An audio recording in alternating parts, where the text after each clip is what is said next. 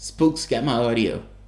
Burn your guillotine. That's how I'm going to start this. Burn your guillotine. So Spooks got my audio. I don't know what happened to the audio between those videos. That's why I say always check your sound. No, because you have weird situations like that.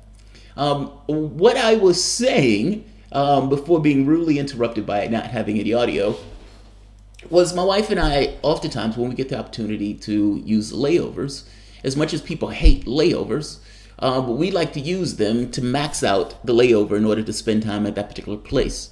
And then essentially just use a regular flight to fly out. So if it's Amsterdam, for example, and you have 10 hours, you're going to get wasted in stone for 8 of those hours and getting back to the airport where you can drag yourself onto the plane and kind of just come down during the flight. Or for that matter, Milan, in case of Italy, where we were able to spend a day touring before being able to go to the next location. Now, the reason why I bring this up is because one of the awesome things, sometimes, it's rare, but when you get the opportunity to go to somewhere that is politically raucous, where there's you could say, war of motion in the political class, Italy would be one of those places. The political class, that's the centrist class, was wiped out in the Italian elections. You may not necessarily call it a revolution, but it is a fundamental sea change in what was there prior. This government that took place is a right-wing populist government, and virulently anti-immigrant, and in addition to being completely anti-immigrant, also pushed certain populist policies that were able to get support from the poorer class of people in various regions of Italy.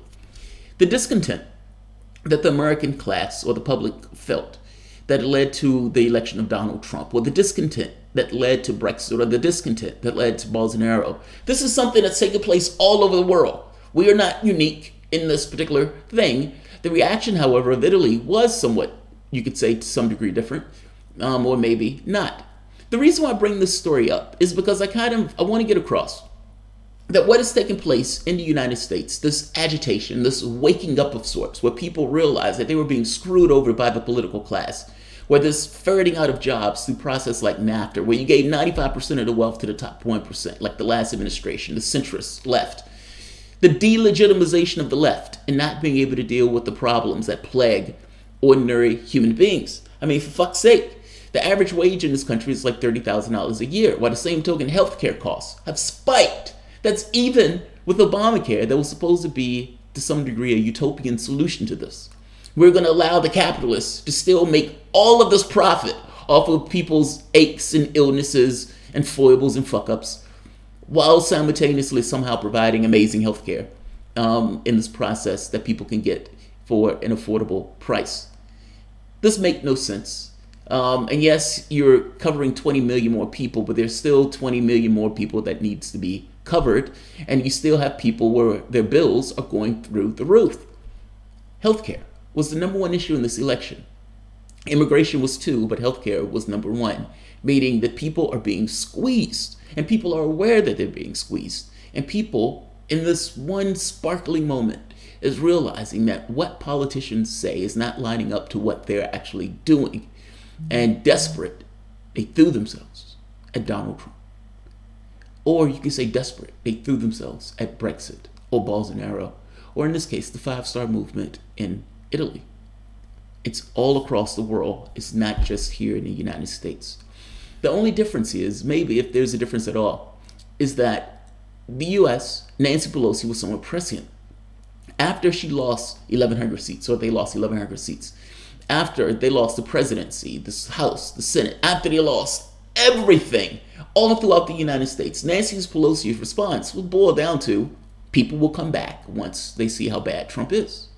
Not in an evaluation of the failures of that party, not what are the problems that plague us and why did people leave us so ferociously, why were people willing to throw themselves to a blue-collar billionaire. None of these things came into Nancy Pelosi's mind. The one thing that was on her mind was they'll come back. And that is indeed what took place. There was no reflection by the Democratic Party. You had some elements of the party that ran hard to the left. It is questionable on whether or not they would try to live up to the ideals that they ran towards. And even now, people like Ocasio-Cortez is being bent to form in order to support Nancy Pelosi or deal with with her being a lesser evil choice as opposed to having somebody who's further to the right than Pelosi take the seat. Bent to form. That is in no way going to deal with the discontent of the public itself. Let me go into why the 5-star movement won and see if you see any similarities with what we consider to be the population of the United States, particularly in the reasons why Trump won. And also, when I say this, think about what Hillary Clinton was saying Europe needs to get a handle on immigration, missing the other elements of that. Of part of the reason why the immigration argument was so strong is because the economic argument was taken off the table, and the economics is the argument that needed to be had. Why is your system organized in a way that gives 95% of the wealth to the top 1%? It's the workers that do all the labor. Why are you giving 95% of the wealth to the top 1% when it is the workers that are doing the labor? Shouldn't the workers get a larger share of that pie? And if not, what is wrong with your system that deals out this much wealth to a small body of human beings? This is The Guardian. The established parties on both the left and the right were simply swept aside in favor of the 5-star movement and the League, formerly the Northern League. Neither was around when the Italian Constitution was approved, neither played a role in Italia's post-war reconstruction, and neither played a part in the foundation of the EU and NATO. Now that these forces have joined together to give voice to a deepening anxiety of the middle class and anxiety affecting attitudes to every type of institution, be it national, European, or global. Now, the 5-star movement swept in as being anti-European Union, and right now they're trying to form a budget. Part of that budget being to give a certain stipend to people who are poor in the society. Now, this flies in the face of what Europe wants, which is more austerity, to which they're saying, no, you can kick rocks. And to some degree, this playing against the European Union plays with their base and plays with the constituency that got them elected, meaning that they have every incentive in the world to act this way because the European country is backing them and behaving this way.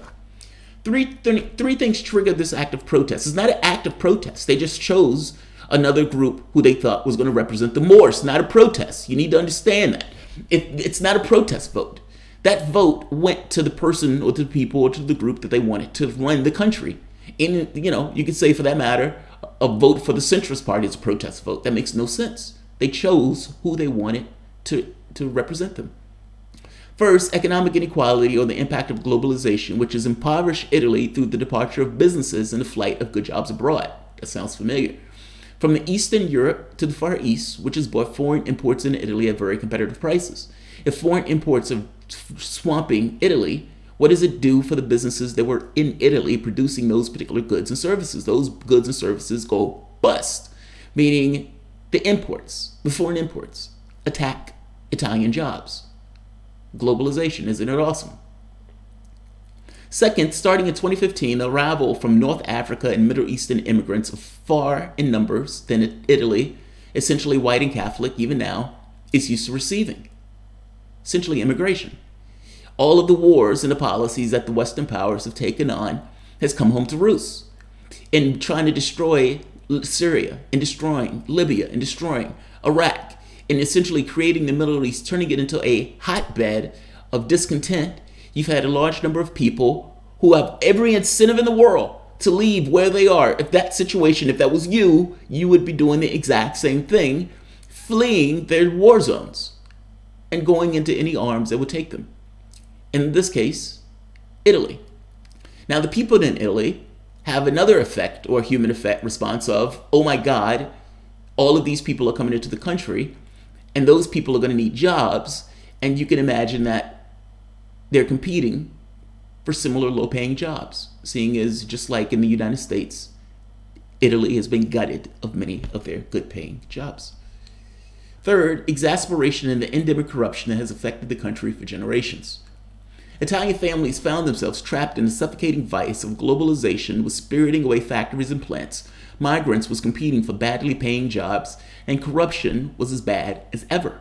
In 2017, some 5 million Italians didn't have enough money to go on holiday, and at least 250,000, most of them young, moved abroad. Now, in the United States, this parallels to over half, more than half of the country not having $500 in the bank if they ran into a bill. some kind of expense, either a car loan or some kind of medical bill. Isn't this familiar? Is this not familiar? You go thousands of miles away and you have similar situations. A capitalistic system that is acting the way capitalistic system is going to act. Maximizing its profit of a few.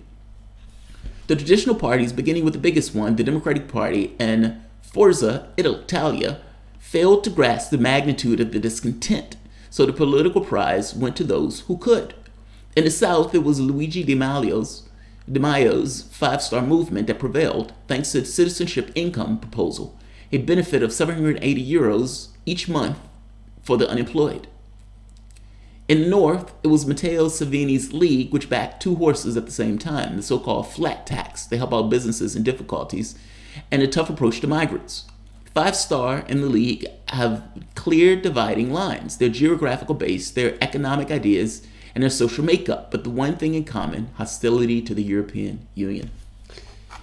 Whether or not these two parties are going to be able to maintain themselves and functioning as a coalition government is unknown. There's certain fracture lines that may be breaking with the popularity of the League's figure over the Five Star Movement, and certain ideas that the Five Star Movement wouldn't be able to enact. That said, you can see similar lines that are being drawn. This is a right-wing movement, even though they're proposing policies to some degree that go to the left wing, or that move to the left. This idea of giving the poor a stipend. I'm just pointing this out. The issues that are affecting the United States are not singular to the United States. They're all over the globe. So I'll leave this here. I'm not going to keep this long. I thought the story was interesting. I find stories across the world interesting in general. So when I see one that I like, I play it. Even though it's not going to get that many views. So, all right, guys. If you enjoy the content, please feel free to share, like, subscribe. You can always support the Patreon. Thanks all.